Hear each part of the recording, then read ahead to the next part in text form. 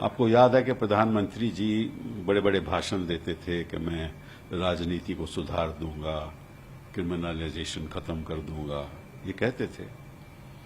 और मुझे नहीं मालूम, लेकिन अखबारों में लिखा हुआ है और कोर्ट सी प्रोसीडिंग से कुछ पता चल रहा है कि इनके खिलाफ कई और भी केसेस हैं और आज भी पेंडिंग है वो कोर्ट में। और काफी मतलब के ऐसे केसेस हैं जो जिससे आदमी सोचता है कि प्रधानमंत्री ने कहा है इन लोगों को मंत्रिमंडल में रखा, लेकिन वो बात तो अलग है। प्रधानमंत्री चुप क्यों है इस सारे मामले में? प्रधानमंत्री चुप क्यों है, ये सवाल उठता है। कितनी बेरहमी के साथ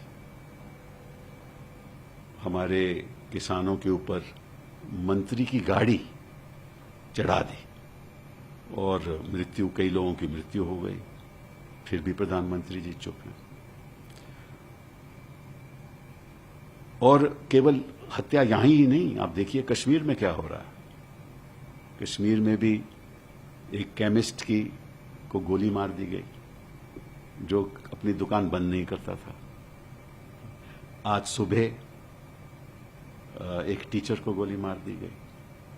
सिविलियंस मारे जा रहे हैं। मुझे याद है नवंबर 8, 2016 में प्रधानमंत्री जी ने कहा था कि नोटबंदी की वजह से सब कुछ बंद हो जाएगा, आतंकवाद खत्म हो जाएगा, काला धन खत्म हो जाएगा। आतंकवाद खत्म हुआ? प्रधानमंत्री जी मौन हैं। क्यों मौन हैं? और बर्खास्त क्यों नहीं कर रहे उस मंत्री को जिसकी गाड़ी लोगों के ऊपर चढ़ा दी गई? गाड़ी तो उन्हीं की थी ना, उनको बर्खास्त क्यों नहीं कर रहे? मौन क्यों है? बेटे को अरेस्ट क्यों नहीं किया जा रहा? भाजपा तो वहां सरकार में है ना, सत्ता में है ना, उनको क्यों नहीं गिरफ्तार किया जा रहा? और सुप्रीम कोर्ट की जब कार्रवाई शुरू हुई, कल बोला कि आप अपनी स्टेटस रिपोर्ट दीजिए, तो केवल एक समन्स दिया गया बेटे को। हाँ, उसके घर पे जाकर एक समन्स चेप कर दिया गया, जैसे उनको मालूम नहीं कि बेटा कहां है। ठीक है ना? यही दिखाने के लिए सुप्रीम कोर्ट के कि देखिए हमने कार्रवाई शुरू कर दी। इतनी दिन कार्रवाई क्यों नहीं की? इतने दिन क्यों नहीं? बेटा क्यों लापता था?